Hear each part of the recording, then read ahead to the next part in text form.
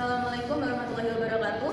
Perkenalkan, saya Bila Karisma yang akan mempresentasikan mengenai proposal bisnis yang tim kami buat dengan tema bimbingan belajar akuntansi dan dengan nama perusahaan Balance List. Kenapa tim kami memilih untuk mendirikan bisnis sebuah bimbingan belajar akuntansi? Karena di era sekarang mahasiswa baru program studi akuntansi tidak hanya berasal dari SMK, tetapi bisa juga berasal dari SMA yang notabene belum pernah belajar akuntansi sama sekali, sehingga kesulitan untuk mengikuti pembelajaran. Selain itu, siswa SMK juga bisa daftar di bimbingan belajar kami karena untuk bisa mengikuti pembelajaran dan untuk bisa lebih tahu, lebih memahami tentang pembelajaran akuntansi tersebut. Oleh karena itu, solusi yang kami tawarkan adalah Balance List ini, sebuah perusahaan yang didirikan oleh 4 orang mahasiswa akuntansi yang notabene sudah belajar dan sudah kompeten di bidang akuntansi. Oke, selanjutnya adalah tujuan bisnis. Mengapa kami memilih untuk mendirikan bimbingan belajar akuntansi ini? Karena memiliki beberapa tujuan, yaitu yang pertama, layanan berkualitas. Kami menyediakan layanan berkualitas agar peserta didik bisa berkembang dan juga bisa lebih tahu mengenai akuntansi karena kita menyediakan layanan yang terstruktur dan juga mudah dipahami. Yang selanjutnya adalah prestasi akademik. Kita meningkatkan prestasi akademik peserta didik sehingga peserta didik tidak hanya stuck di situ saja, tetapi bisa lebih berkembang lebih baik. Yang selanjutnya adalah peluang pasar. Kita di sini melihat peluang pasar yang sangat tinggi untuk bimbingan belajar akuntansi ini karena sangat jarang ada di sekitar Tulungagung ini. Yang selanjutnya adalah daya saing. Untuk saat ini daya saing bimbingan belajar akuntansi mungkin masih sangat rendah sehingga kita memilih untuk mendirikan bimbingan belajar akuntansi ini. Saya Dr. Bila akan menjelaskan profil usaha Balance List. Yang pertama yaitu bidang dan bentuk usaha. Kami bergerak dalam bidang pendidikan non formal, khususnya yaitu bimbingan belajar yang menawarkan jasa pembelajaran akuntansi. Lalu metode pembelajaran yang kami gunakan yaitu bersifat terstruktur, kemudian komunikatif dan aplikatif, yaitu dengan memberikan studi kasus nyata kepada peserta bimbel. Bisnis ini berlokasikan di Desa Pelosok Kandang, Kecamatan Kedungwaru, Kabupaten Tulungagung, dan juga tersedia dalam aplikasi online, khususnya yaitu aplikasi Zoom. Materi unggulan yang kami tawarkan meliputi akuntansi dasar, keuangan, serta latihan soal yang sesuai dengan kurikulum. Selanjutnya yaitu mengenai analisis SWOT dari bisnis tim kami. Yang pertama yaitu strength atau kekuatan. Kami berfokus pada materi akuntansi dengan pengajar yang berlatar belakang dari jurusan akuntansi. Selanjutnya yaitu weakness atau kelemahan, yaitu modal awal masih terbatas, lalu peserta didik yang masih sedikit. Lalu opportunities atau peluang, yaitu kebutuhan akan bimbingan akuntansi terus meningkat sementara bimbel yang terfokus pada akuntansi masih sedikit, dan promosi digital yang hanya membutuhkan biaya yang rendah. Selanjutnya analisis SWOT yang terakhir yaitu threats atau ancaman, meliputi persaingan dengan bimbel besar yang sudah dikenal banyak orang. Selanjutnya kami akan menjelaskan paket layanan pembelajaran yang ditawarkan oleh bisnis kami. Yang pertama yaitu kelas dasar akuntansi. Materi pada kelas ini difokuskan pada pengenalan konsep dasar akuntansi agar peserta memiliki fondasi yang kuat. Yang kedua yaitu kelas laporan keuangan yang membahas penyusunan dan analisis laporan keuangan sehingga peserta mampu memahami dan menginterpretasikan kondisi keuangan di suatu entitas.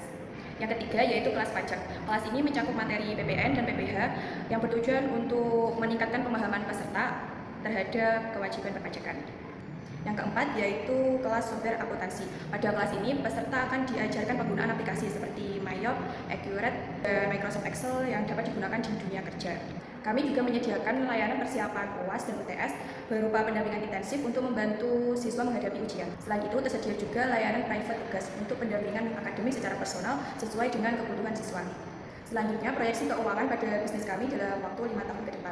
Pada grafik ini memperlihatkan perkembangan pendapatan, pengeluaran, dan juga laba usaha dari tahun 2025 hingga tahun 2029. Pada grafik pendapatan dan juga pengeluaran diproyeksikan dalam 5 tahun ke depan mengalami peningkatan setiap tahunnya. Sedangkan pada grafik pengeluaran dalam 5 tahun ke depan diproyeksikan juga akan mengalami peningkatan, tetapi peningkatan ini masih dalam batas yang terkendali.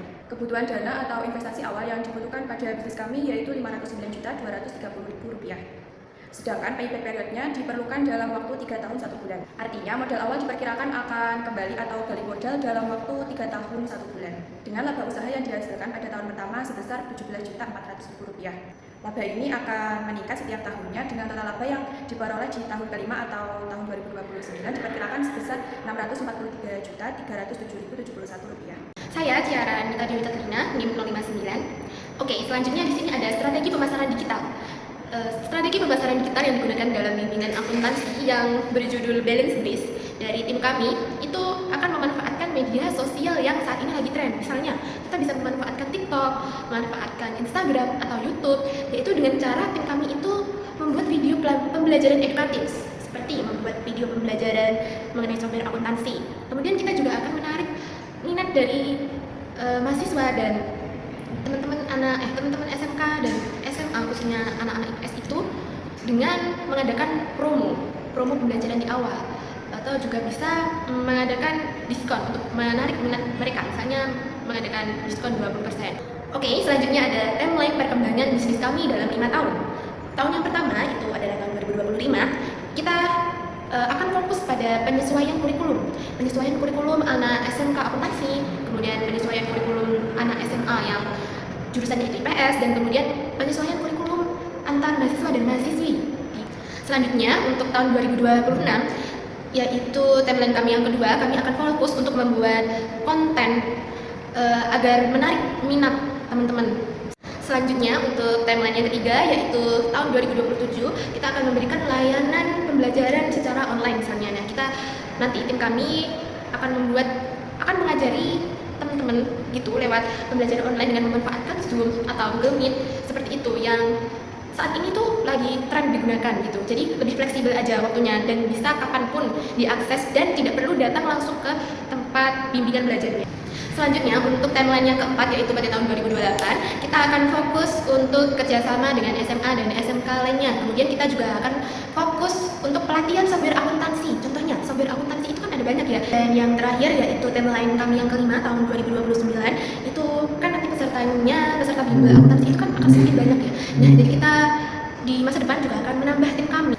Baik, itu saja yang dapat disampaikan oleh tim kami. Apabila ada salah kata yang disengaja maupun tidak sengaja, mohon maaf yang sebesar-besarnya. Dan tak lupa, kami mengundang para investor untuk berinvestasi pada bimbingan belajar kami yang berjudul